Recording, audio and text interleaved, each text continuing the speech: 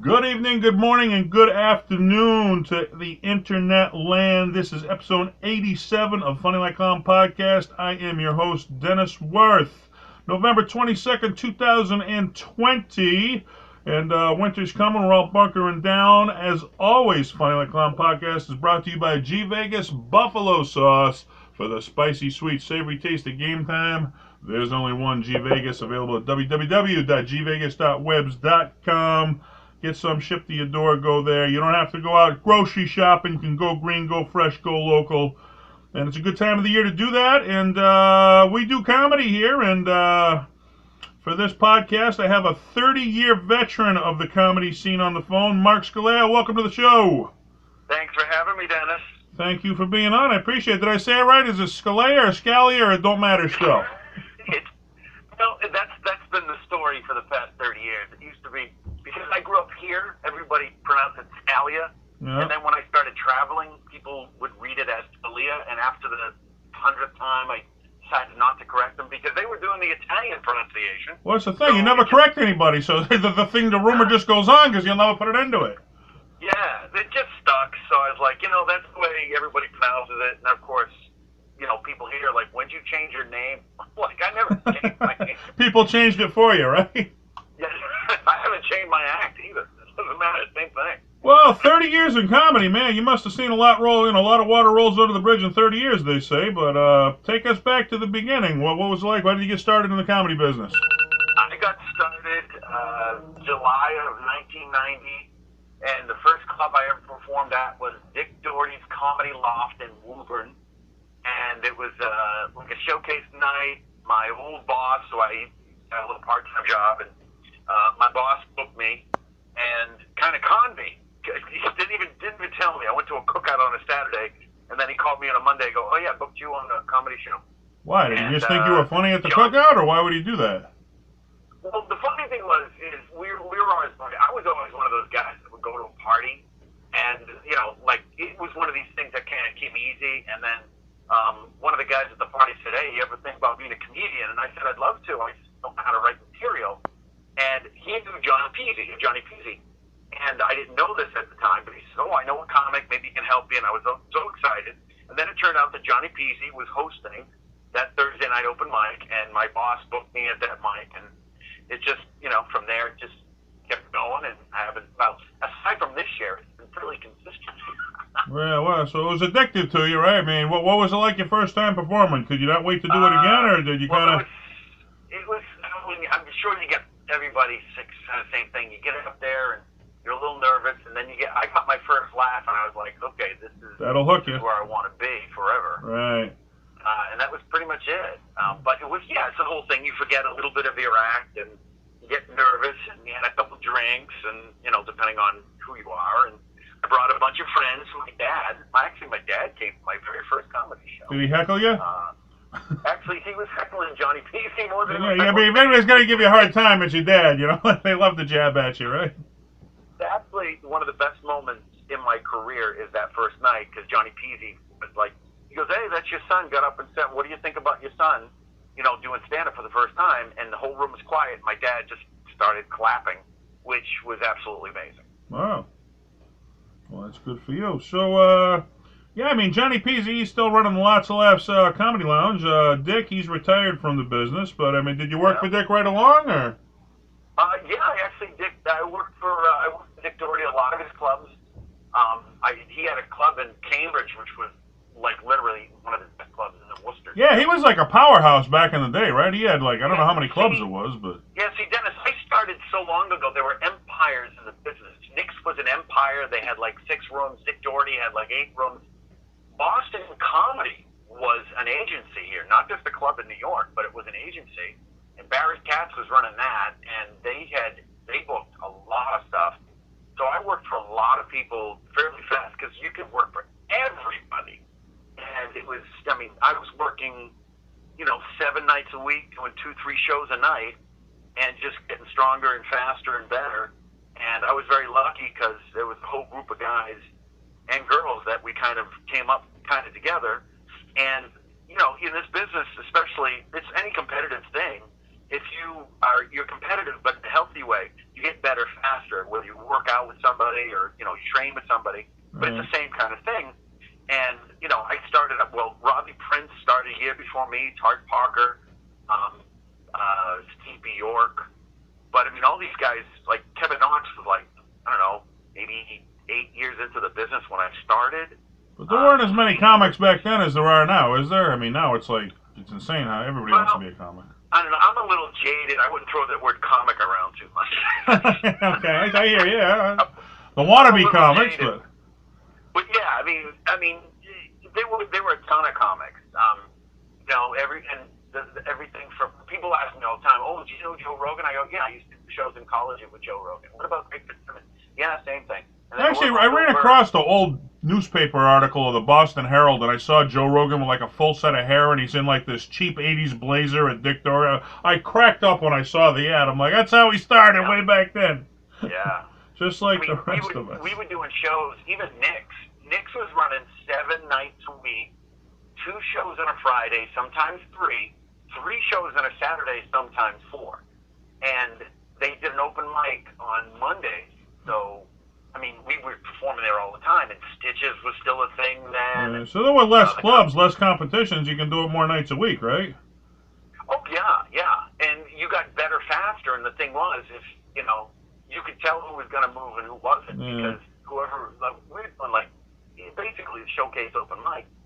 And, a lot of comics were going up doing the same set every single time. You're like, okay, they're doing the same set, and then other people would try new jokes or new sets or start to finish. And there's a lot of guys and a lot of women that were coming up that was so funny and then just disappeared.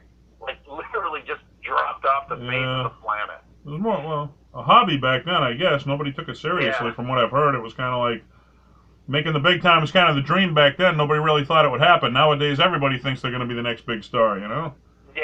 Well, there's so many, and this is when, night at the evening of the Improv was still running. Comedy Central was just starting up. This is, to me, this is like ancient history when you talk to somebody now, because alive less time than I've been on stage. They had the big comedy boom in the 80s where all of a sudden, bowling alleys became comedy clubs and every bar became a comedy club. And do you think that hurt comedy, or what do you think that did to the comedy scene? Actually, I think that was a good thing, because you really I think a lot of people had an opportunity to try it. And if you were really good at hustling, you could hit every single room, work it out, and you could get better faster. And I think it's different now, because a lot of the comics are running their own rooms, which I think is actually very detrimental, because what happens is you kind of work with the same people all the time, and you either write stuff for your friends and not really for audiences, and you kind of, unless you're in different rooms all the time, and I mean really different rooms, like, we've been doing Catch Rising Star, which Cambridge is a different audience than Boston, which is, a lot of tourists. And then you would do like New Hampshire rooms in Maine, Western Mass, Rhode Island. You have to really play all these different rooms to test out your demographic. You get a different audience, what really right? works. Yeah. So I actually, the more rooms, the better. You can only tell the same joke to the same people so many times, right? Yeah, we used to work with the same people, all the time. But again, like I said, they would always change up their act, or, then you would look forward to working with people, and the thing became, you really had some good friendships. To this day, I've got great friendships that are, 25, 30 years old. From what I heard, it was kind of like, if people were going to a comedy show at a bowling alley, it was kind of like, a guy working a day job who was a wannabe comedian like we talked about, and they go there and they say, oh, okay, this is comedy, and, I'm not going to really come back because I didn't laugh, where if they went to a professional comedy club, they would have laughed their asses off and they'd be dying to come back. So I heard it kind of hurt comedy in that, because people were getting misrepresented what comedy actually was. Did you see any of that, or no? Yeah. It really depended on the room. We used to do a room down in Quincy called Bentley's. And Bentley's was a bar, and they had a middle bar in the middle of the room that they never shut down, like a standalone bar. And then they had like tables on one side, and then like a pit, and then they set up a stage. And working that room on a Tuesday, you really, if you got laughs, you earned them. And it figured out who was really good, work in rooms and some people would work there and just try to work the crowd, and that would work. Then other people just do material. So I guess it really depended on the room and the comic. But I can understand that, yeah, that it could hurt rooms. Yeah. But it's always the pro rooms because, just like now, comics can play a lot of rooms, but they may not be able to play the pro rooms. Right. Or the same thing. They used to work in a certain club and they can't do road work. Yeah, they say there's a road comic and a club comic. What would you say you are? Are you a road comic or a club comic? What would you consider yourself? I've always been lucky, and I've always been able to do both, right. which I've been very lucky. You got to work yourself up to that point. I've adapted to figuring out what I can say on the road, and Well, after 30 years, you figure out the tricks of the trade. Yeah, sure. When you're coming up, you kind of. Like I said, I was pretty lucky, and I cut my teeth there in Boston, and then I didn't make the mistake of just staying in Boston. I traveled. I performed in almost every single state in this country. What did you see among your travels? It was very different. How different was it than Boston comedy? I'm sorry, I didn't catch that part. Well, what did you see in your travels in comedy, or how was it different from the Boston comedy scene? Well, Boston comedy, with the Boston audiences, and I'd say in general, the suburbs and New England in general, they get who you are, and it's a lot of self-deprecation, and they don't take anything too seriously. If you go to New York, it's a little harder because they're a little bit more jaded. At least that was my experience. Mm-hmm. If you go to like more blue collar or white collar, you have to kind of adapt a little bit. Swearing is a thing.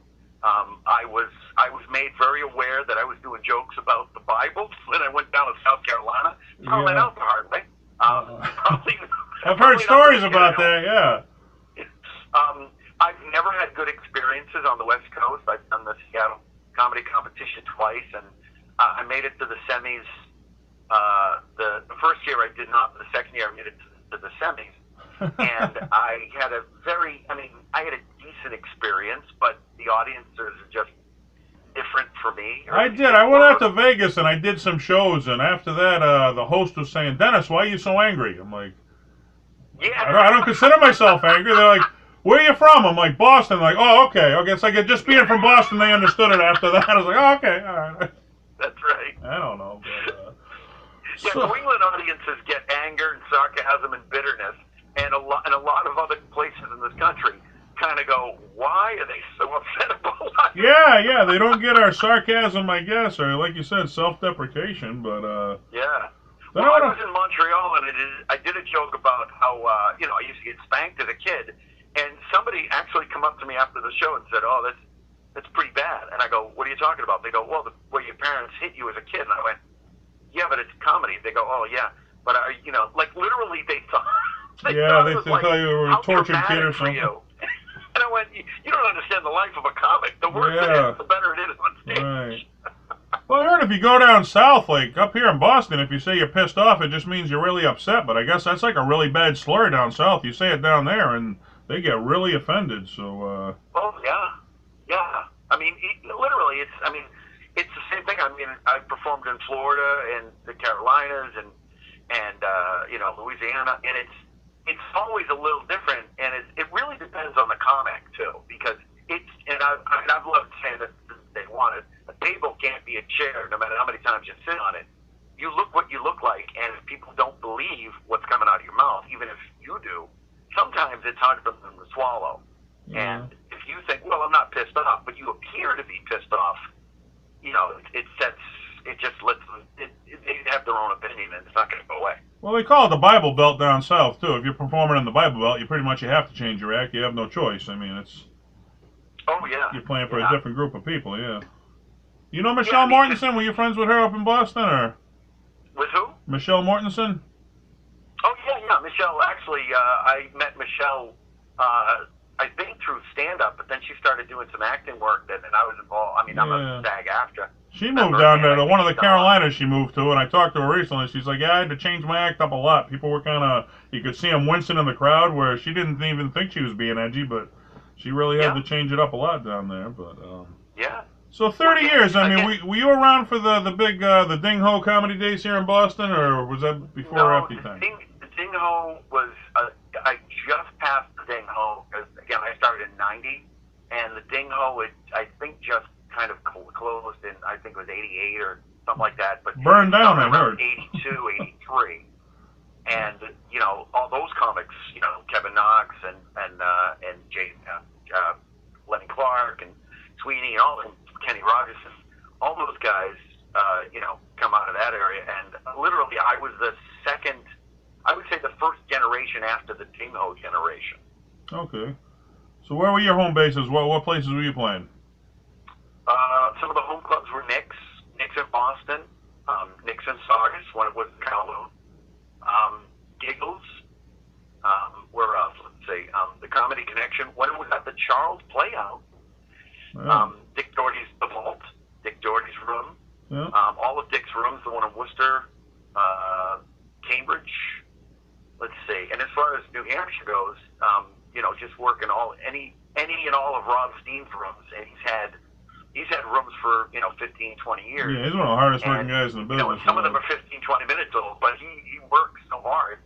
And, you know, he's been throwing work to a lot of comics for a lot of years. Yeah, nobody outworks Rob, that's for sure. Well, I mean, I'm a history buff. That's why I do the podcast. I love the history of Boston comedy. And getting ready for this interview, I didn't even know that Cambridge had a Catch a Rising Star. Well, when was that, and what was that like? Well, this Catch a Rising Star, the guy who ran it was Robin. And Robin, and I can say this because Robin is no longer in business, and I don't even know if he's alive, but Robin was, what's the best way to put it diplomatically? He was peculiar. I think a lot of people would agree. Welcome to comedy. You would sign up at Catch a Rising Star, and you could go on, you know, however long the list was, and you could literally go on at 11 o'clock at night. And there was this whole thing. If you said fuck it Catch, you were clever. And if you said fuck it Knicks, you were dirty. You never get and booked the same again. comics would work both rooms. But Cambridge had its own very insulated little word, you know. Yeah. And a lot of really, really funny people came out of Catch a Rising Star.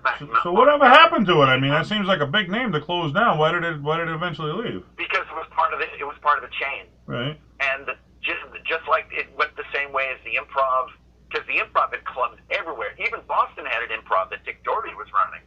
Really? That used to be at the old, I can't even think of the name of it. It's across from where Nick's is now, at the Schubert, actually. And the Improv was there, and they were running comedy 7 nights a week. But Catch a Rising Star, they just it literally went out when it was like 94, 95, when the boom, actually the bottom hit, when the real rough economy hit, Right. and karaoke replaced a lot of comedy. It was cheaper, it was easier, more people could be involved, and it really drowned out almost every single rough comedy room. I see. All right. So So if you were doing comedy in one room, next week it was karaoke. it was karaoke. That was a boom for a while. Yeah. Then that kind of went the way everything else. It was a fad for a while, then kind of faded out. Yeah. Yeah. Huh. But yeah, So but Catch was its own little animal. Cambridge became its own little animal, except for Dick Doherty's room. It was at the Akuaku in Cambridge. It was just near the Alewife Sea Station, which is long since gone. yeah, they had a chain of Akuakus. I remember Worcester had one too. I remember I always drove by and thought about, wow. Yeah, and the Akuaku was a chain too. Yeah. And they had another room somewhere, and Dick had all those rooms. And literally, when I tell you, it was a Friday and one show Friday, 2 shows Saturday. It was ridiculous. I mean, it was packed. You're talking, you know, 250 to 350 people, you know, in a room. Wow. And just like spectacular. And I'm like, you know, 6 months or 2 years in a stand-up and doing like 10, 15-minute set. And me as an opener, Right. like blowing a room apart because the audiences were spectacular and everybody wanted to see comedy. You know, it was just, that's why you got better faster. That's why restaurants are good. They got a built-in audience. When they're going for Chinese food, they're looking at the comedy poster. Hey, let's do that too. Yeah. Yeah. Well, this one was particular. Like they would have dinner in the room. It was like a Kowloon. Kind of like the Kowloon. I was just going to say that, right? Yeah. Yeah. But the room was huge. Think of a room like 4 times the size of the Kowloon upstairs. Really? Wow. Like that's how big it was. Well, I heard the big clubs didn't want to go to Boston because of the parking issues. Because I mean, there's just no parking up in Boston, so it's kind of tough to run a comedy club. You got no parking. Right. So, well, with comics, we would always find parking. the comics will, but the guests, they get sick of it. Comics will do anything to perform, you know. They'll drive around for 2 hours to find a spot where the patrons are like, yeah, I ain't doing this again, man. Forget that. But yeah, it's like the old story. Oh, my God, I did this show last night. It was the worst audience. They paid me $25. People were heckling. It was the worst set I've ever had. They go, wow, that's terrible. Who books that? yeah, when you going back? Yeah, I'll be back next weekend. You see me again, right? Going back. Yeah. I got 2 more weekend schedule. So, I mean, I saw one of your things. You must have had some highs and lows in comedy, but it said Comedy Central was on your resume. Were you on Comedy Central, or? I was on Comedy Central a long time ago when they would. Comedy Central used to just feature snippets. This is before they went to long formats where everybody got like a 20-minute special or something like that. Yeah. They literally, it was like MTV, where MTV would show videos and they would use clips. And I don't know how they got my clip. I guess it uploaded somewhere, or somebody taped it, and I was featured on Comedy Central. But literally, it was like you ever listen to with iHeartRadio? They do like a comedy thing, but literally they play like a minute of your bit. Yeah, little snippets and one after another. Yeah. They used to do that. They used to on just comedy. show Okay. like a bunch of little clips of comics, and I was in one of those clips. Did you get recognized ever from it, or? Oh God, no. Oh, okay. It was that quick. Okay. Yeah. Well, in 91, 92, there were so many comics and there were so many rooms. You couldn't really get overly noticed. Right. It wasn't like it is, and then it kind of shook out around 95, 96, and that's when really people started getting featured, like Bob Marley, you know, really getting featured, or Dane Cook, where there was a niche for it, and you got kind of focused. But before that, yeah, it was a half-hour comedy special, right? Like when you were a hot comic, you get a 30-minute comedy special on there they'd give you, right?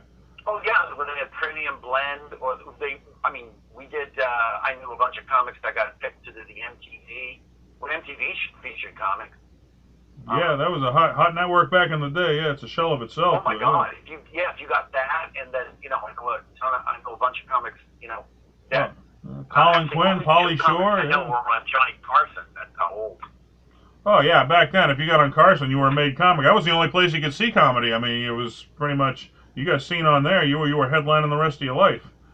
Well, that's what happened to Drew Carey. I mean, Drew Carey was on with Carson, and Drew Carey got called over to the couch, which almost never happens as a comic. Right. And literally, when Johnny called him over, Drew Carey was like, "What? Me? Like, just nobody Are you serious?" There. And he literally pulled up, "What, me?" Kind of you're thrilled just to be there. Yeah, if you got the OK sign or the wave over to the couch, it was over. You were a working comic, or. Oh yeah, and that's what made Drew Carey. And he got a sitcom after that. The same. Well, even Stephen Wright from the Boston area, when they did the thing at the Ding Ho, he was a nobody before that. He went on there, and rest was history. Stephen Wright, Oh my God! Well, there's a friend of mine who actually no longer does comedy. Dave Chappelle was opening in this area. Dave Chappelle did a lot of shows, and nobody knew who Dave Chappelle was. I thought he was a New York guy. But he would come up here and he would do a lot of shows. Right. And because New York and Boston, everybody kind of traveled back and forth. Yeah. But Dave Chappelle was nobody. Everybody started somewhere. I know. Well, we had a lot of the same stages, like you said. Dane Cook performed on. Look how big he is, but he started out same stage as we did way back when, Well, Dane Cook started out with an improv group called Al and the Monkey, with Al Benny, Bobby Kelly, and Dane, and they kind of were doing like comedy, like improv comedy or like sketch comedy, and then they decided to all do individual stand-up. Al Benny is actually lives out in Australia now, I think Sydney. Bobby Kelly, who goes by Robert Kelly now, he's been doing a lot of stuff nationally, and of course Dane, it's super big. Well, he ran one night a week at Dick's, didn't he, Dane? Didn't he do one of his own nights a week? Like he was in charge of the night? I don't know. Like when he was in Boston, he was a middle. And a lot of guys didn't want to go after him. Not because, and this is the real story, not because Dane was so funny that they couldn't follow him. It was because nobody wanted to work with him because he wasn't doing quote-unquote comedy. Right. And, there was a lot of headliners that the show, so he couldn't jump up to the headlining spot, even though he was doing a great job. But literally, he was just like propping up a room, dancing around and doing blah blah blah, doing notes. Yeah. Alternative type of comedy, right? Yeah, which really wasn't the comedy that everybody else was presenting. So that's why Barry Katz saw something, and then Barry Katz, who used to run the Boston Comedy Company here in Boston, opened the Boston Comedy Club in New York. And then he featured Bobby Kelly and Dane Cook, and a lot of other comics, including Bill Burr, who was here in Boston. And people were like, Bill? I go, yeah, I remember when Bill was on stage and he would get booed off stage. And they went, really? And I go, yeah. I go, if you think that didn't happen, you're crazy. I remember John Perrotta said he paid him $20 to host a show for him one night. So Bill Burr working for $20, ladies and gentlemen. Yeah. Well, Bill would go on stage and he did a lot of stuff about he worked as a dental hygienist or in a dentist office, and it was funny, but it wasn't who he is now. Yeah, he's finding his way still, right? Yeah. Yeah, once he found out really what he wanted to do on stage, that's when it really opens. That's usually what happens for comics. You find your niche. They kind of play around on who they think they are, and then when they really find out who they are, they can't explode. They'll figure it out. But you mentioned a little bit ago, and I found that interesting, where there's a lot of work for a middle act, and I found out when you start to get too funny, you'll get booked less, because these headliners, like you said, they don't want you stealing the show from them, and there's less work for a headliner because they cost more money too. If you middle, it's cheap money, you'll work forever. So, what is that like? Well, there used to be a lot of like there was a pecking order, and nobody got really moved into a headlining spot because the people who were headlining were always headlining, and it didn't change. They never retire, I know. Right, and my thing was always, and I mean, I was lucky. I went from opener to middle within a few years, which was really good. And then I was middling for about a year and a half. And then then a lot of comics or a lot of agents went, "Can you host?" Because I was a funnier act than some of the openers. And then what happened is I got pigeonholed for like 5 years as a host. And then finally I broke out of that and I started, closing rooms. Or headlining room. Closing room sounds very wrong. Yeah, right. I don't like throwing the word headline around either, but I would end up headlining the show. And I would say to everybody, when you get to middle, stop. And for the reason that you can work as a middle in more rooms. Yeah. And not just that, you make a decent amount of money. You can double up shows. Nobody cares. You're in the best possible spot because the opener takes the edge off the room. Yeah. You fly in the cushy spot and you leave. If you don't want to stay, you don't have to. And then the headliner has to close it. Right. So it's when you get to middle, freaking stop. Just stop. I was working a lot as a middler, and I got to the point after the shows, people were coming up to me instead of the headliner, and then all of a sudden, I wasn't working as much, and I figured out, oh, okay, this is how it works. All right. I didn't like that very much, and everybody's looking for the cheap way out, so, if you call yourself a headliner, you're working less, because nobody wants to pay a headliner the big money, Yeah. It's not just that, but if you're a headliner, sometimes you got to show up a half an hour before the show, depending on who you are, and you're there for, half an hour, 40 minutes to an hour before you even go on. Then you do anywhere between 35 to an hour, and then you leave with it. Then you leave, and there's no other comics there.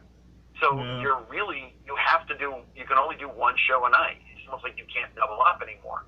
But as an opener in the middle, yeah, you can double up.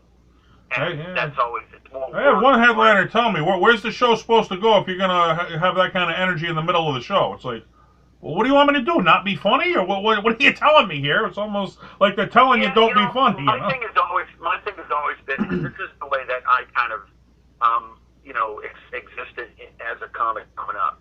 And my adage and a lot of the thinking was, you work as hard as you can because you have to make the next act work.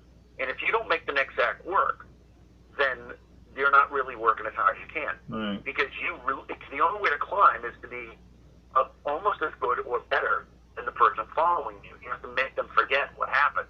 Yeah, I hope you get noticed. If you can't do that, then you shouldn't be in the spot. Right. And we literally had to earn our spot that way.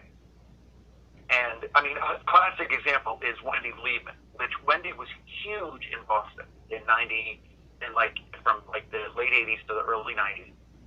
Wendy Liebman could only do 20 minutes, and she was one of the most solid middle acts that Boston had.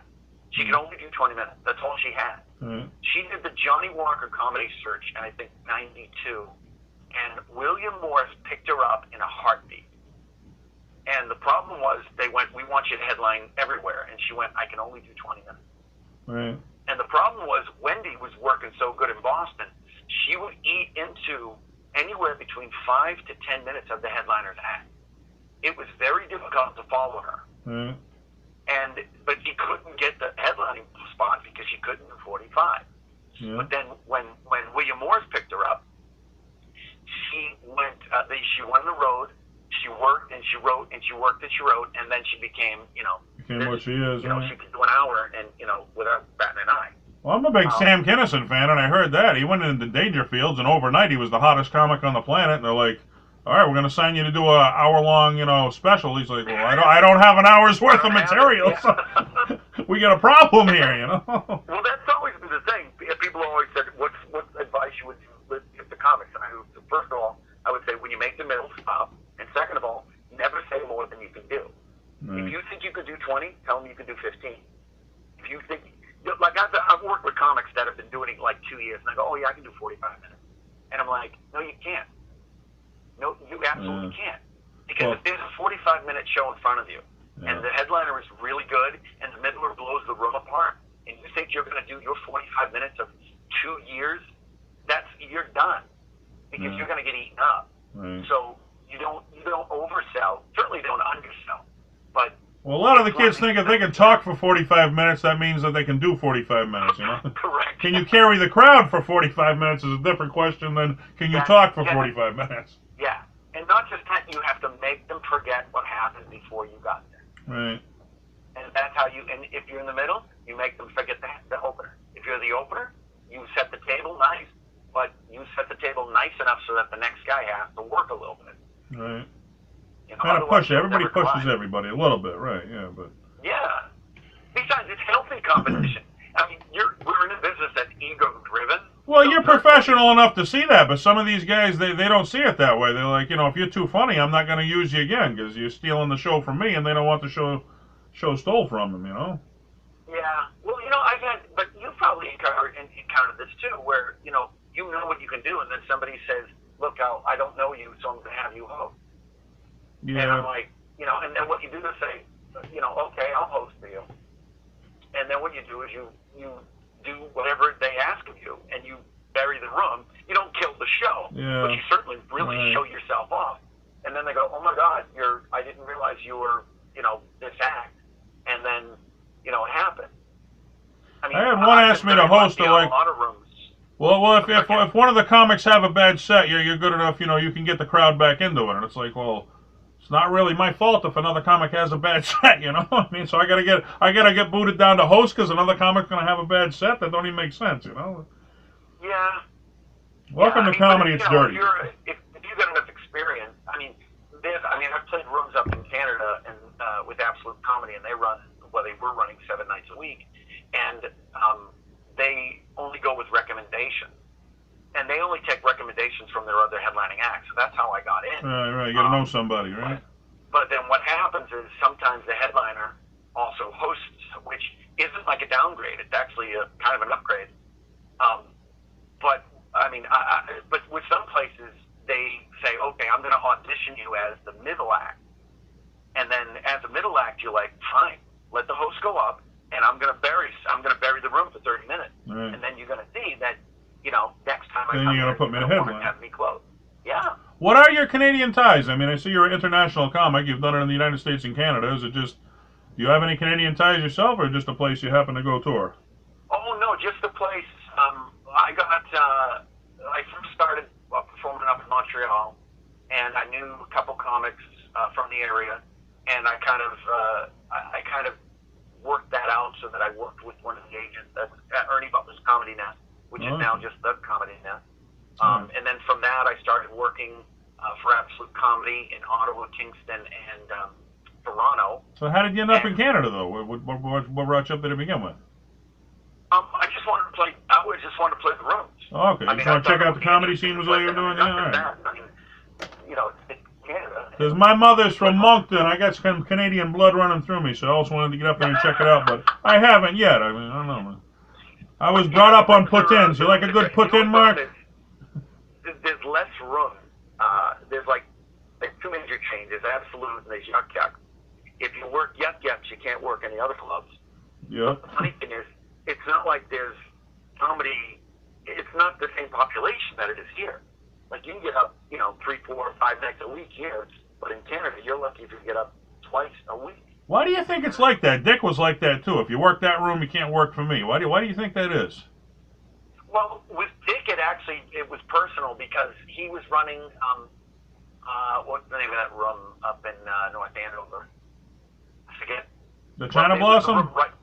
Yeah, no. There was the China Blossom. Yeah. But there was the resort. It was the hotel right off 93, and he was running that for a while. And then apparently the door guy said to the management, "I can book these comics for cheaper," and he pushed Dick out.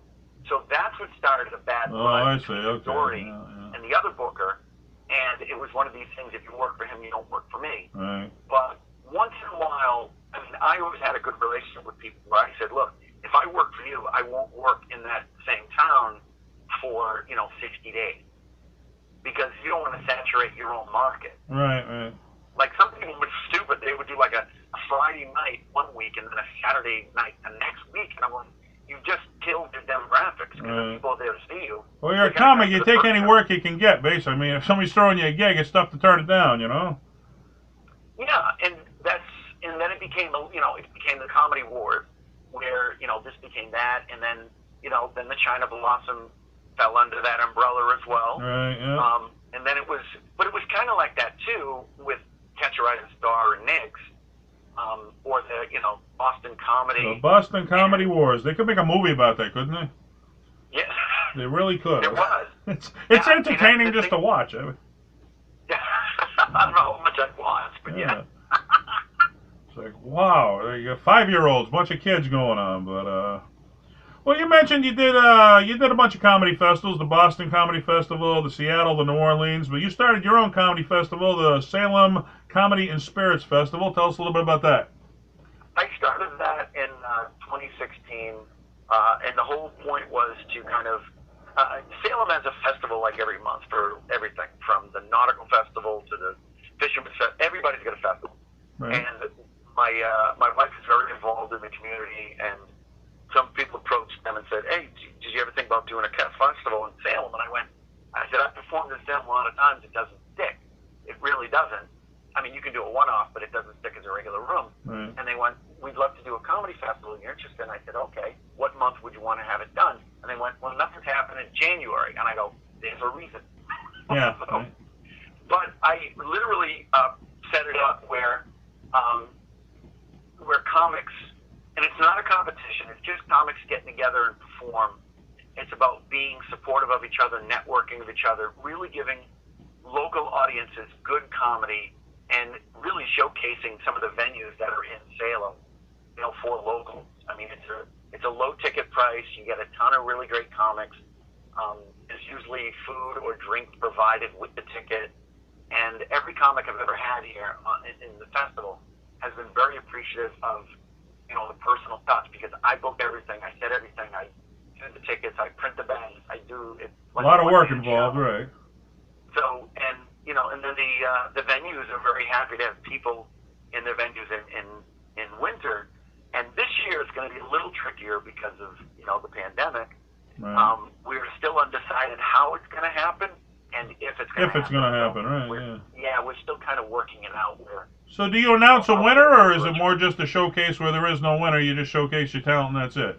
Oh yeah. It's not a competition. Okay, so I mean, I've done a lot of festivals are competition, right. and I've never felt good about that. I mean, yeah, it's a competition, but to me, comedy is like figure skating. You can't overly judge it. Yeah, it's an opinion, right? It's an artistic impression. You can say, okay, who's a better joke writer, who has better presence, but certainly who's a better comic, Who's to judge that, right? Yeah. Well, I mean, most of them were rigged anyway. I mean, I did a couple contests as a young comic, and I figured out real quick that, the friends are winning, not you. If you're from the outside, it was kind of... Yeah, well, I mean, I did the Boston Comedy Riot 2 years in a row, made it to the finals. Well, I was in the actually, I made it to the qualified and then the semis. And comedy is kind of a popularity contest. Right. And that's kind of the way it always is. And, half of it's judges' responses and half of it is audience. If, somebody who can bring the most friends, right, yeah. Then, that's what you're up against. Nothing to do with how funny you are, it's who can bring the most friends. But that's part of comedy. I mean, bringing a crowd will certainly get you booked, I mean... Yeah. Fair or not, it's part of the business. Shows. Right. We had a lot of shows that were bringers. Yeah. And New York ran that for a while. You need 2 people drinking. Oh, they're still doing it. It's up to, some of these big clubs, they want you to bring 20 people. It's like, what, am I supposed to rent a bus or something? Or what? Want to put them in my trunk? Or what do you want from me here, I mean, I could say bring 2 or 3, but... Yeah, I can do that. At least let you fit them into one car, It's like, rent a fleet of cars or something. It's like... Well, Caroline's was like that. Yeah, you had to bring 20 people. Yeah. And they gave you a 5-minute set. 5 minutes set for bringing, I know. Just for having that on your resume. Yeah. But I say, too, you got to pay your dues, too. So, I mean, nobody headlines their first week in comedy. So part of paying your dues is getting your friends to come out. But when you get up to 30 people, that's kind of, taking advantage. I could see 2, 3, maybe 5 at the max. But 30? Yeah. Like, I can start my own room at 30 people. That's... Damn, I don't know. But, I don't know. So you also got a thing going on radio, Irregardless Radio. You get your own radio show. Tell us a little bit about that. That is a podcast that I've been doing almost 8 years now, and the funny thing is, a friend of mine, Paul Kravitz, who we used to do comedy 30 years ago, he stopped doing stand-up, but we were doing live radio, internet radio, before it was ever called a podcast. I think it was like 98, 99, and we basically did it on a, with a mixer. At the time, they had this. Well, you're cutting in and out here, Mark. Oh, gotcha. Can you hear me? Yeah, I got you. Okay, where did you start it on again?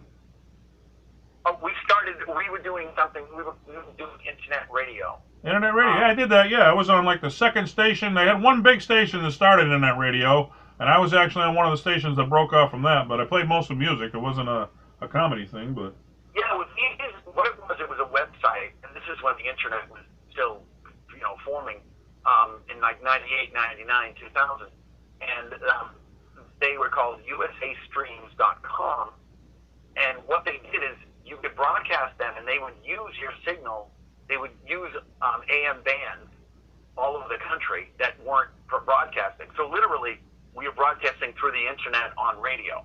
Right. We stopped doing that in 2000. And then literally everybody had a podcast. And then I said, I want to be creative and I want to start doing something. And I started Radio Irregardless, 8 years ago. And I've had comics on and actors and producers and directors and musicians.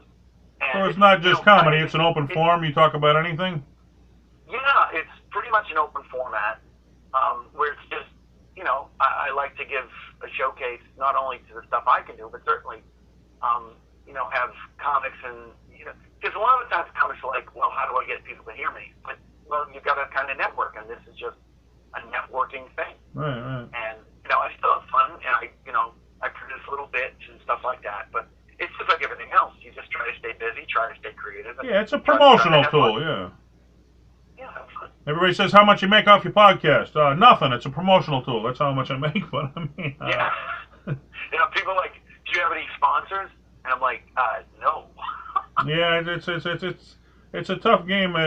It's watered down because everybody in the Brothers got a podcast about something, but you know why? Because that's what people are listening to. That's why everybody's doing it, because that's what everybody's tuning into. It's yeah, and just like you were talking about things being saturated, you really have to kind of stand out, or you have to be, Yeah. You have to be something very different. Different, right? Or have a niche. Otherwise, you'll go the way of, you'll be in like a library. You'll be in one of the books in the library that's really good. Well, we mentioned him earlier. Look what Joe Rogan's done with a podcast. I mean, he's kind of set the bar right there. Yeah. And the thing about Joe is Joe. Joe's always been Joe, like forever. And and that's the only way to say it. Like, Joe would say what he means and mean what he says. And he's been consistent. His personality, his view, his comedy, he is what he is, and that's his niche. And he's very laid back, I notice, as compared to a lot of these podcasts that are up in your face, where he takes kind of a more mellow, laid back kind of approach to it. Yeah, I mean, but that's the way his stand-up was, too. We were doing shows at Nick's, and Joe's a tough motherfucker. Like, Joe is one of the toughest people I've ever met in my life. Yeah. And he could kill you with his thumb kind of thing. It's this crazy thing. Yeah, he was into martial arts and all that. I knew that, yeah. Yeah, but he's the most easygoing until you, he's the most easy guy. You get hit him with a chair, and he'd be like, come on, man, drop your chair. But then if you piss him off, he'll kill you. Yeah, right. But his stand-up is the same thing, where just says what he means what he says, and if you get offended by it, well, then you don't get it. Yeah. You don't get it. Like, the problem isn't him. The problem is it's you, right? Yeah. And he's one of the few comics that can actually do that. Bill Burr can do some of that too, and Bill Burr's experience in the whole cancel culture. And that, as soon as you do jokes about cancel culture, that's when they come after you. Yeah. That's what Bill Burr said. You want to do a podcast, you turn it on and forget it's even on. You just talk like you normally would, and that's what sells it right there. Yeah. Huh. And what it is, it's just like, it's kind of the way Howard Stern is, where Howard Stern, you really wanted to hear him talk to somebody, because he was a really good interviewer. Right. Really get them, and that thing about Joe is that, the Howard Stern thing, where there's no agenda except pure interest. Well, Howard turned into it. He started out by being a goofy guy, then he kind of later in his career became a really great interviewer where he had to work into it. Yeah, because he was trying to get the shock. Yeah, he'd get people to say things they didn't want to say, and it's like he'd goof around with them so much they'd get them loose enough they'd say stuff they probably wouldn't have said, but... Yeah. And I mean, and I'm surprised with all the cancel culture, they haven't gone off to Stern. Yeah. They went after Imus. You know what I mean? Yeah. Don Imus, they literally got him to cancel his show because he did that remark about the basketball player. The basketball woman, I remember that. Yeah, that really blew up. Yeah. And I'm like, but how are they going after Chappelle and Bill Burr? Well, because they do it so much you expect it from them, where Imus you didn't expect it from, so it was so off, Yeah, but it's, that's an hypocrisy. And that's another where comedy is going. 30 years into it, you could literally, comics. Oh, everybody's offended by everything now. You can't say squat anymore. I know that. Yeah, wow. Like, I don't like to use the word artist because we're performers, and there is some art to what we do, but not artist per se. But it used to be where you could just speak your mind on something, and you could literally, and the job, I think, of comedy in general is to make something super scary less scary. It's to make it palatable so that you can process it, understand it, and use it in a real way. And I truly believe that about all kinds of comedy. Yeah. And that's what our jobs as comics, literally, I think that's the subtext, not only to make people enjoy themselves, but to make them see scary things as less scary, to make them see offensive things as less, to see the commonalities in the ridiculousness of, tragic things. Dumb it down a little so everybody can laugh at it, right? Yeah. And as a result of the, cancel culture or the everybody's offended, you literally have to omit, and that's not good. That's not good for a culture. No, it's not at all. It's killing the art. And don't get me wrong. I truly believe that some things should not be, there are certain things that you could do 30 years ago that you probably shouldn't do now because it's not the vernacular anymore. But it's gone so far the other way where you can't say nothing. It's almost you gotta get to talk about nothing. They're offended by everything. I used to do a joke about going to dancing at weddings, and I said, I don't know how to dance, but I would see my parents dancing, and I don't know how to dance like that. And I said, when I get older, when I was in my 20s, I said, when I get older, I'm going to go to weddings, and I'm going to be doing dances I know, like the electric slide. But the problem is the electric slide is everybody starts it, they end up banging each other into, it turns out to be the dyslexic slide. And I had a after the show and go, you know something, I had dyslexia and I didn't like what you said. And this is how old it is. I mean, it's like 20 plus years ago that this happened. Yeah. Because political correctness was huge in the mid to late 90s, and then it kind of went away for a little bit, and now it's back with a vengeance, like on steroids. And it's just, and I think you should be able to say whatever it is you want to say. And my option is always, if you don't like it, then change the channel. Well, even with the gay movement, geez, Eddie Murphy, Sam Kinison, Andrew Dice Clay, they were all poking fun out of it. Now, I never took any of it seriously. I mean, but now you do a gay joke now, they'll throw a drink at you. You can't even touch it. Yeah. I mean, see, but it's like, I forget who does a joke, but somebody said, look, when I was growing up, everything that was strange, and this is how, gay used to mean happy. Right. Or queer. The word queer actually means peculiar. Right. So it's not that far from, somebody who's straight versus somebody who's gay, because straight is the quote-unquote normal or the majority, and if you're gay, then you were not part of the majority, so you would be queer. And that's, and I get all that. But, I mean, was it insulting? Yeah, it wasn't considered a hateful thing back then. It was just like, we're all laughing about it together. It wasn't, really now it's considered a hate thing, Right. I mean, it's just like calling somebody, it's like calling somebody, it was just like an insult, but it wasn't made as a racial thing or a sexual thing, And I mean, I understand, but I mean, I'm not in the demographic. But people used to call me WAP all the time. And I was like, go fuck yourself. It doesn't bother me. Yeah, right. You could take a joke, right? Yeah, whatever, right? Yeah. And I mean, if that's the way you think, if you're going to use it like that, then, who cares? I'm not like that, so it doesn't bother me. That's a good point. It's all how you use the word, If you're using it as a joke, then it's a joke. If you're using it to be insulting, it's insulting. I mean, it depends on how you're presenting it, right? Yeah. And I mean, I've met a lot of comics, and very few, I can count the number of comics I've met on one hand that actually said something and meant it as a horrible, insulting kind of thing. Right, they were trying to be mean, right. Right, and an audiences, they should know the difference, but now, between different generations and what you can and cannot say, and, Yeah. And the thing is, like, I mean, I grew up in a different generation. I mean, I still see people as crayons in a crayon box, all different colors. Does it matter to me? No, we're all crayons. Right. But now, like, you can't acknowledge somebody of a different color in a way that, unless you can't acknowledge somebody as a different color unless you do it the way that they want it to be done. Not in a degrading way, right? Like I still call people black, and I don't even know if that's correct anymore. I know, Black Lives Matter. Can you even say that anymore? I know, I was wondering that myself. Well, you're supposed to only say that. Apparently, I don't know. You don't even know anymore. That's the thing. It's like, I say what I say. If you get offended, that's on you. I'm not going to watch my every word. I mean, it's a no-win situation. Everybody's going to be offended by something, so no matter what you say, I just say it. If you're offended, well, that's you. All right. Yeah. All right, so... It's, and you're not an insulting... You're not an insulting comic. I've seen your act. Well, I mean, I choose, Mike. If I'm doing a bar and you got a bunch of 20-year-old kids, I mean, they're looking to get riled up, I'll do some dirty jokes, I mean, if I'm playing a 200-seater, then I'm putting the dirty jokes where I'm doing a clean act because they won't accept it. So it all depends, where you're playing, So it's called reading the crowd, but, now you read the crowd and you don't know what they want anymore, It's tough, but, anyway, other than comedy, you've taken I guess an extended tour into the acting field and theater field. Tell us a little bit about your acting in theater.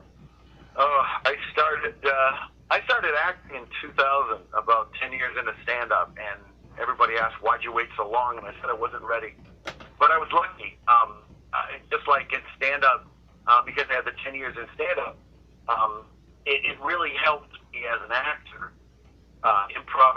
Improv-wise and character stuff, right. And I've been in a lot of different. I've been very lucky. Before I joined SAG, I was in a ton of different movies and little acting gigs and plays and things like that. And then I started teaching, directing, and filmmaking, and absolutely loved it. And I mean, now with the pandemic and schools being the way they are, a lot of that's kind of gone. Yeah, you can't do much anymore. But I've been a SAG actor for since 2006, I think. Now, do you think it's a lot more work than stand-up comedy? Because I've done some like short films and stuff that I've been seen at film festivals, and it's like after the first one I did, I was on my feet all day, and it's like do it again, do it again, do it again, do it again. At the end of the day, I'm like, I'll never do this again until I saw the finished product, and I was like, whoa, that's awesome! I can't wait to do it again. But Yeah. do you think it's a lot more work than stand-up? Do I think it's more work? I think the only way I could describe it, or the best way I can describe it, is being a stand-up is like driving a Ferrari, and being an actor is like driving a truck. Right. It's kind of the same thing, but the skill set's a little different. Yeah. And I like being on set. I like working with other actors. I like the creativity. But it's kind of the same thing. You have to memorize, but you have to be authentic, which is just like stand-up. You have to be a character, but and then you have to listen. The real difference is, as a stand-up, you work on your own. It's 100% yours. Whatever you decide is yours. Right. As an actor, you're actually more reliant, more dependent, and more controlled of other people, and you have to adapt to that. Yeah. Because as a comic, somebody goes, here, stand here and say this. And most comics would be like, well, I want to stand here and say this. You know? You get away with it. You have to really learn. So Acting, you it's can't get away with it. difficult on other levels, but it can be more rewarding on, Now you hear the term working a camera. What does that mean to you? You got to work the camera. What do you think that means? When you work the camera, as a comic, working the camera is just being aware of where it is and kind of knowing how you look on screen and what you're doing. As an actor, there's two ways of thinking. Tell me where I'm framed up, and I'll work within the frame, or I'm just going to act and you shoot whatever you want. Right. So and there's a lot of actors that won't watch what they filmed. They won't watch it at all, not even a clip. Oh, geez. And some actors have to watch what they do, have to be more involved. Well, that's how you learn, yeah. Well, it's kind of, that's ego-driven, too. I mean, it's entertainment. It's, Yeah. But I've been acting for, 20 years now, and I have every single thing I've ever done on camera except for one student film. So, but because I like that for my own, my own benefit. And some of the stuff I've done has been really good, and only one or two projects I just went, wow, that was shit. Yeah, if you watch it, you tell what to do or not to do in the next one. Yeah, if you don't watch it, then you don't know.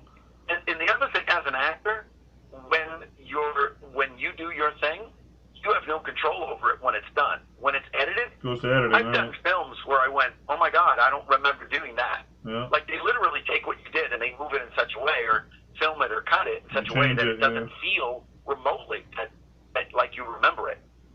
Well, I did a local television show, and we did like a class on how to run the equipment. Then you're off and running. And if you look at some of the early episodes, it's like we had no idea where the cameras were. We're looking this way, the cameras are the other way. And it's like I finally figured out. You got to be aware of where the cameras are, when to look at them, when not to. Or to me, that's I learned how to work a camera doing that show from making all those mistakes. Yeah.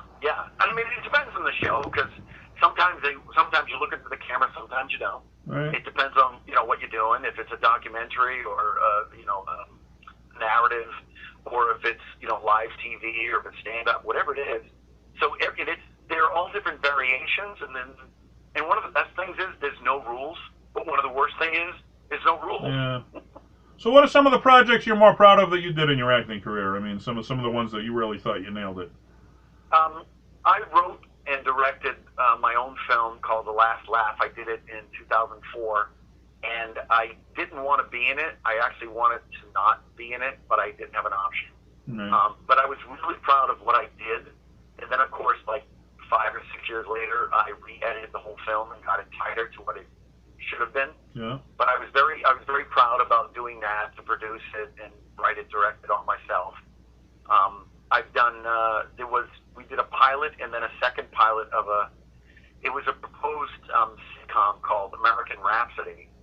And both the pilots were really, really funny, and the whole project just kind of fell by the wayside. But, I mean, it was really funny, like beyond funny. And I was lucky enough to not just be involved in it, but on the second pilot, I actually got to, be part of the writing crew that kind of rewrote the original script and made it like absolutely tweaked out. And it was just, just You could tell you did something magical, right? Yeah, I mean, to really watch it. And again, I try not to have an ego because an ego can be dangerous. But it's one of those things where I watch it and I go, wow, that was funny. Yeah. And not because it's me being it, because I think it's really funny. And I usually try to be objective. But there's been, almost every project I've ever been in, minus like 1, 2, or, maybe 5, where I was very, very happy about the outcome of how it was made. And I've actually done more drama than comedy because I'm a stand-up, so I can do comedy all the time. But I really wanted to go the other way, so I really like a lot of the dramatic roles that I've played. It's a different creation, yeah. When you get into acting, it's a very different creative thing. I've got to play Russian mob bosses and cops and detectives and stepfather and like all kinds of different things. It's just exercising another muscle. Yeah, George Lucas said whenever you do something creative, you open yourself up to criticism. But he said he wrote Star Wars for himself. If anybody else enjoyed it, that was fine. But which everybody did, obviously, it was Star Wars. But he said he did it for himself. He wanted to, he wrote it for himself and proved to himself he could do it. So a lot of times, if you're happy with your work, it don't matter what anybody else thinks. Yeah, well, not just that. Even now we know it. Umpteen years later. But even the cast was like, what the fuck are we shooting? Yeah. Even when they were shooting, I've seen some documentaries on that. You got a dog driving a spaceship? What are you doing? I was like, oh, it's Chewbacca, man. Mark Hamill, Luke Skywalker, actually said at the casting to George Lucas, he goes, is this a comedy? Yeah, right. Well, what do you think? Nobody understood it, but who knew? Who knew it would be the phenomenon, right? Some of the great stories, Yeah. So I know in your act you do a lot of accents and dialects and stuff like that. How did that all come about? That's the accents and dialects started. I started doing a lot more character stuff as an actor, and eventually, about maybe 5 years into acting, people started saying to me, "Why don't you do some of these characters in your act?" And I'm a stand-up purist. I actually don't like. I think stand-up is one person, one mic, one light, and you just telling jokes. I don't like impressions. It's not that I don't appreciate them. I just don't like them. I don't consider them true stand-up. Okay. Impressions or sketch comedy, I don't see that as true stand-up. So I kind of didn't throw these accents and dialects in my act until somebody really said, you should do them as characters. You should do it as characters. And I go, I don't want to be characters in my stand-up.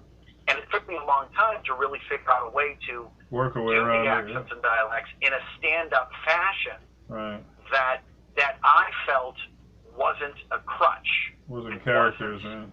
Well, this is my whole act, doing different characters. Yeah. And that's why I do it as a segment. And I piggyback it by saying that I'm an actor, but I'm a stand-up first and foremost. And literally the accents and dialects can occupy anywhere between 5 to 12 minutes of my set if I have to, but it's not even that long. But literally, it's because I started playing all these different characters, and I really kind of went, what else am I going to do with these voices? Right.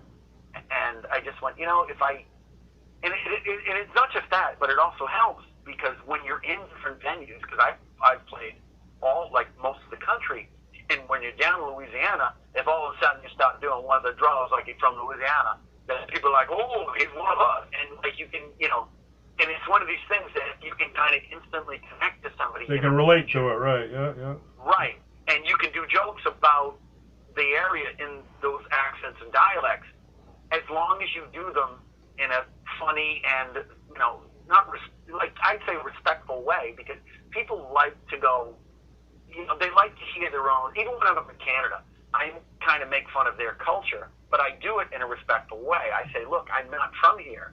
So as a person who's not from here, I feel like it's my obligation to remind you of these things that you think are normal, but are completely mental from an outside perspective. Teach them to laugh at themselves. Yeah. So what happens is they go, oh, wait a minute. that's the whole point of doing the accents and dialects. But yeah, it's not. So it came out of your characters, basically, from the acting stuff, anyway. Yeah, and what I do is it's not really a character. It's just a way to tell jokes in a different voice. Right. But yeah, there's certainly not characters or Right. alter egos or anything like that. But I love being able to kind of show off a little bit of what I've done and then incorporate it into the true stand-up aspect, which I consistently do. All right, so you said you don't like the impressions and stuff, but who are some of the mainstream comedians that you looked at, when you were younger that really inspired you to want to do stand-up comedy? Were there some main guys that inspired you? I would say the first true, and I'm not even a comedian, but the first interest in comedy was the Dick Van Dyke Show. Sure. Watching Dick Van Dyke on television when I was a kid really made me go, wow, this is funny, and I like to laugh, and I think I could do this. And then as I got older, Bill Cosby, original Bill Cosby. Right. Separate the man from his work. You can't deny his work was genius. You can judge the man all day, but his work was genius. Just like Ernest Hemingway, the man drank. You can't blame alcoholism. Maybe it was part of it, maybe it wasn't. Right. But yeah, original Bill Cosby stuff. My mother was a huge comedy fan. Flip Wilson, Laughing, and as I got older, Mel Brooks. Yeah. And then I started listening to Lenny Bruce after I started listening to George Carlin and Steve Martin. I still have A Wild and Crazy Guy, the album. Right. I got it for I don't know, my wife's birthday or something. Yeah. Cheech and Chong, sketch comedy. Wow. And it wasn't really stand-up until George Carlin and Steve Martin. And then I got into Lenny Bruce, and I realized that Lenny Bruce is the father of modern stand-up comedy. Oh, yeah. He went to jail so we can do what we do now, yeah. And I mean, when you try to explain to somebody that you want to talk about being offensive, he said fuck, and he was arrested by 5 cops. Yeah, they don't realize you can get arrested back then for public disturbance. That is a concept that modern comedians, you can't even wrap your head around that. Yeah. It's like modern day, it's like slavery. Well, maybe not that example, but anyway, maybe you can still imagine slavery, but I don't think you can imagine slavery as it was. We have, looked through history, but you can't even imagine what Lenny Bruce was doing on stage. Yeah. You can hear it and go, wow, that's funny, but you can't imagine being arrested for it. But I'd ask you, if you went to a comedy club and said, Mark, you got to cut this part of your act out or you're going to get arrested, would you do it anyway or would you cut it out? Now, I don't know. Getting a little old to be arrested now, right? But Lenny Bruce, he didn't cut it out. He's like, all right, if I'm getting arrested, I'm gonna. Oh, Lenny Bruce did it specifically because Lenny Bruce, I don't think he wanted to get arrested. He wanted to show people, just like everything, comedy is kind of self-serving in a way, and when you do it at first, but then after a while, the longer you're in this business, your agendas become different. When I first started, I wanted popularity, I wanted the acceptance, I wanted, the attention. Then I started doing it for a while, and then I went, something? I want to make other people laugh. And then after a while, you go, what's your message, and what's your character, and how do you want to lead them? Your agenda kind of changes. And I think Lenny went through all of that very quickly, especially with the persecution he endured. So I think at first he did it because he enjoyed it, and then he did it to make the point. And I think what eventually killed him is because he couldn't do it anymore. He wasn't. It burned him out. And yeah, it'll take a toll on you, I'm sure. Yeah, absolutely. Yeah, can you imagine? Just imagine going up every time you went up and bombing. Just think of it from that. And after the 10th or 15th time, you wouldn't do it anymore. Yeah, right. It would beat you. Yeah, tear you up, of course. He made him and Carlin, they made him pass laws where you could say what you wanted. That's why we get to do what we do today. Well, here's the funny story. I have Lenny Bruce's bio somewhere here in one of my books, and he has an audio tape that the CD comes with it. And George Carlin was in one of the audiences. He was a protege of Lenny Bruce. Yeah. And he was in the audiences. He was in the audience, and he watched Lenny get arrested. And the cops would wait for Lenny to say something. And then what they do is they would tell everybody, and this is from George Carlin, he'd say, cops went out and said, show me your ID, because they were looking for underage drinking. And George Carlin got arrested because he refused to show his license. Really? And this is George Carlin. Yeah. You know, and well, I mean, before he was the popular George Carlin. This is 40, 50 years ago. This was not ancient history. Yeah, well. You know, it's just insane. It's hard to believe that existed. I know, like, so close to the time, but a lot's changed, but...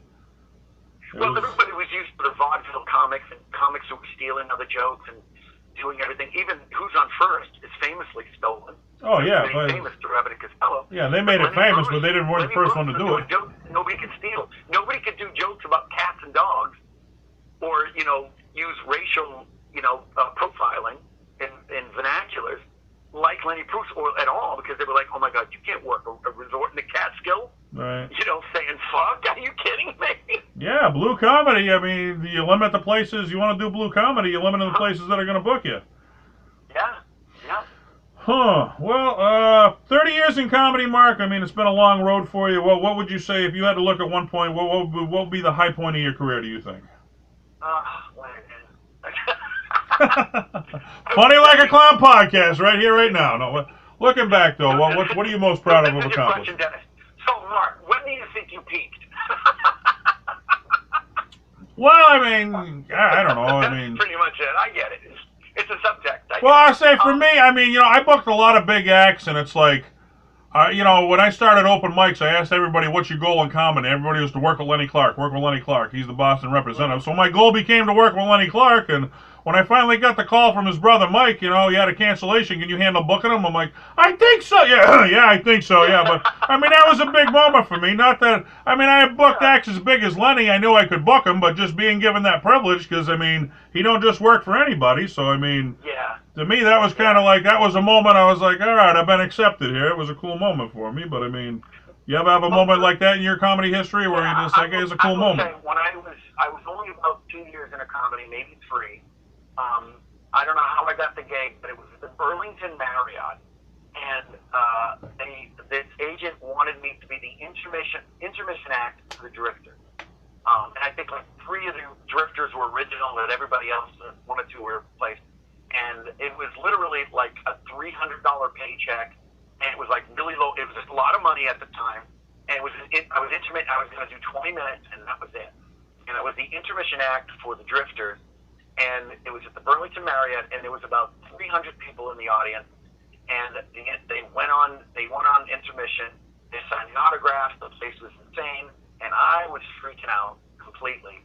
And then when they settled everybody, the agent went back on stage before he introduced the Drifters. He said, "We have a local comedian. He's going to do a little bit of his time here as an intermission act." Everybody settled down. They listened to everything I said. It was way better than I thought it was going to be. Absolutely, and at 3 years in, I got laughs on everything, which was great.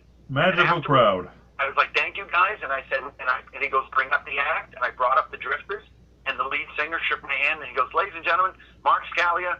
And that was at such an early stage, that was and I was flying. Yeah. I was flying high. Couldn't sleep that night. I've had those moments. You're so high you can't even get to sleep, right? I had to pull over and use a payphone and call my girlfriend at the time. Like we did.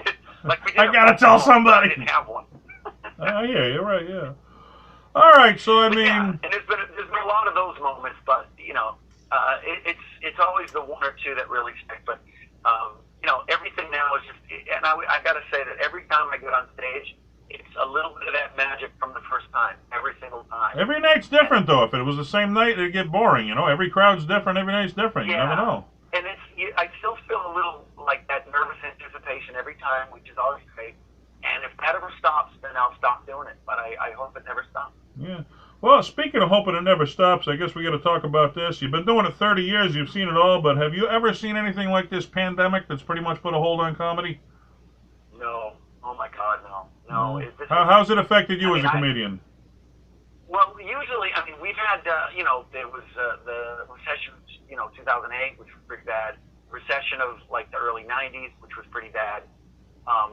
But it wasn't happened enough to cripple and really cut the legs out of. I mean, there was a recession, but people were still in business. Like a lot of businesses were closed and places that used to do stand-up stopped. But people were still going out, not as much. But it was still something. But I mean, back in March, I had all these gigs booked, and then one by one they started collapsing, and folding, and canceling.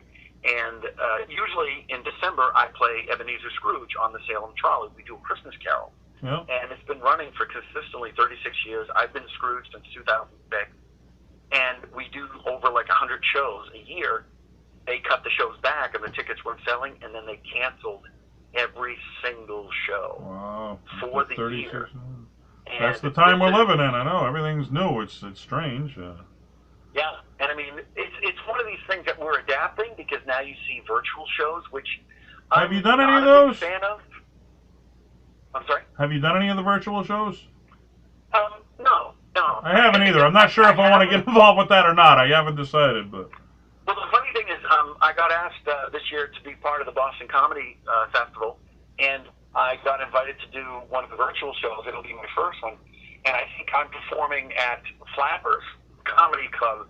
I think it's Florida. I'm not sure, but that'll be my first virtual show.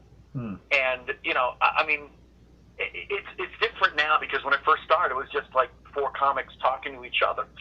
Now they're changing it up where they actually have audiences, not just audiences through Zoom, but I think they're doing locations and stuff like that. So it's going to be interesting. But I mean, it's adapt or die, and Do you think that's the future of comedy, or what do you think's going to happen if you had to make your best guess? I think just like everything else, I think it might be part of comedy, but nothing. And I've seen this, and I'm a student of history, just like yourself, and comedy is one of these things that there's nothing will replace live performance. Nothing like a live crowd, yeah, for sure. We still have movies, which is super popular. We still have TV shows, which is super popular. But we also have plays, we have theater, we have Broadway. There's tons of events that are live. No, even that's why the TV brought in studio audiences, because there's nothing like a live crowd. Yeah. It'll never be replaced now. There's always going to be live comedy somewhere that has to exist, and virtual comedy is going to be one of these things that kind of floats its way through, and it may work, but just like everything else, the reason why there aren't a lot of chains of comedy is because Comedy Central has shows, Netflix has shows, Amazon has shows, right, which just feature stand-up. And if there's too much of one, there's not enough of another. Yeah. So, I mean, and God bless everybody who's got a show on Netflix, but they're still performing. That's live. The big one. It was HBO, then it was Comedy Central, now it's Netflix, and who knows where it goes next. But that's the big one if you want to get on, yeah. Yeah, and, I mean, who knows? It's just like everything else. It's, like online, Amazon. Amazon was okay. A lot of people were doing some things, but people who've never bought online are now buying online. Yeah, I mean, you got no choice now. Yeah, groceries, the beer, the shoes, and everything in between. So I think there is a place for it. There's a market for it, right? Yeah. How much of a market? Who knows? I've never seen anything like what we're going through, and hopefully it will get back to some kind of normal, because I think not just so much I want to work, I think people need it. They need something to laugh about, yeah, sure. It's a valve. It's a release valve. It almost broke my heart. Did you see Dangerfield's Comedy Club has to close down because the city won't even give them a time frame of when they can open, or there's no answers, and they got rent to pay. I mean, that's a legendary club they're closing down there. Well, just in Boston, Improve Boston closed. Yeah, so. Yeah, and I mean, there's nothing you can do. I guess wait and see is all we can do. Do the virtual thing, and there's no clear answer of what's going to happen. It's a scary time for comedy. But I think it's just like everything else. It's like if you find out when, if you bought Yahoo just before it went big and then sold it just before Google, you'll be all right.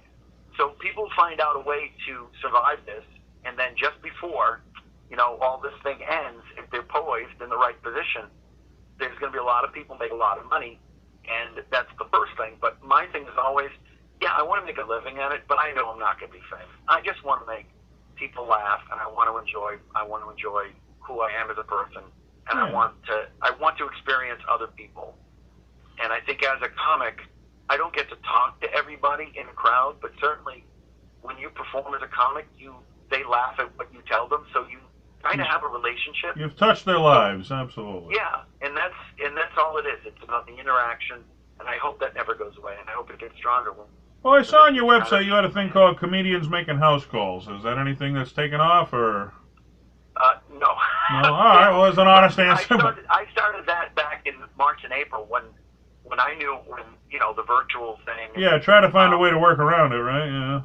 Yeah, it was just one of these things that, because I've done a lot of stuff and, corporate work where you come in and you do stand-up, and I've done character work where, you pretend to be somebody, it's like a corporate imposter kind of thing. Yeah. So I've done a lot of that stuff. So, I was kind of venturing out. The thing is, give me information about, your people, and then, I'll do my stand-up and I'll talk to people and just kind of lighten your spirits for however long. Yeah. And it was literally just to talk to people, just have contact, because when people were in quarantine. Well, early on you could do that. I think it was, 200 people outside, and then they knocked it down to 50. Then it's like, now it's 25 inside. They change the rules every week, so even if you tried to do something, by the time the show's here, they could change the rules, and you couldn't do it anyway. Yeah, and not just that, like a lot of shows that I was doing in New Hampshire and Maine got canceled because they're like, we can't have people from out of state coming in the state. And I'm like, I mean, I know that this is still America last time I checked. I understand the safety protocols, but the rules are changing by the week, and you don't know what to do. It's a strange time for comedy. Hopefully we'll all get through it. Yeah. All right, well, Mark Scalia. Hopefully I'll have another interview with you in 30 years, and we'll talk about we'll talk about what happened, right? Who knows, right? 30 years in comedy, the Salem Comedy Festival, Irregardless Radio, a lot of acting, a lot of comedy. Go ahead and plug your website if the listeners want to check you out. Where would they go to check you out? It's markscalia.com, and everything that you just mentioned is actually tied into that. And it's my calendar's there, my contact information, and everything. And Dennis, since you've had me as a guest on your show, I'd love to get you as a guest on my show. Once I start having guests again, probably in the late winter, early spring. I'd love to have you on, my friend. Sure, I'd love to come down. I thank you very much for being on Funny Like Clown Podcast. Long live comedy, and I wish you well in the future. Thank you, Dennis. All right, we'll talk soon, Mark. Be good. You too. Bye-bye. Bye-bye. All right, Mark Scalia, Boston comedian, 30 years in the business. Had us up, had it down. He's seen it during the recession, but we've never seen it at a stage like this where the pandemic has just put a hold on it. And, man, there's no telling what's going to happen with comedy. But, as he mentioned, we need laughter, man. If ever we need laughter, it's now, because if you're sitting home by yourself, your head goes to work. You need something to laugh about. So we got to get back at it. We got to get this solved, and we got to get people laughing again. This is Funny Like Clown Podcast. I'm your host, Dennis Wirth. If you got to do it virtual, even if you got to pick up the phone, just pick up the phone, call one of your friends, and tell them a joke. Give them something to laugh about today, and it may be a simple, funny thing to you, but it might make their day. And maybe that'll inspire them to call somebody else and tell them a joke. And maybe that's the way we keep comedy going until it's back in black, because we're getting back to this thing. I'll be back next week, hopefully with another episode, and we'll keep laughing through Funny Like Clown Podcast. Thanks for tuning in. Tell your friends, tell your neighbors. Good night.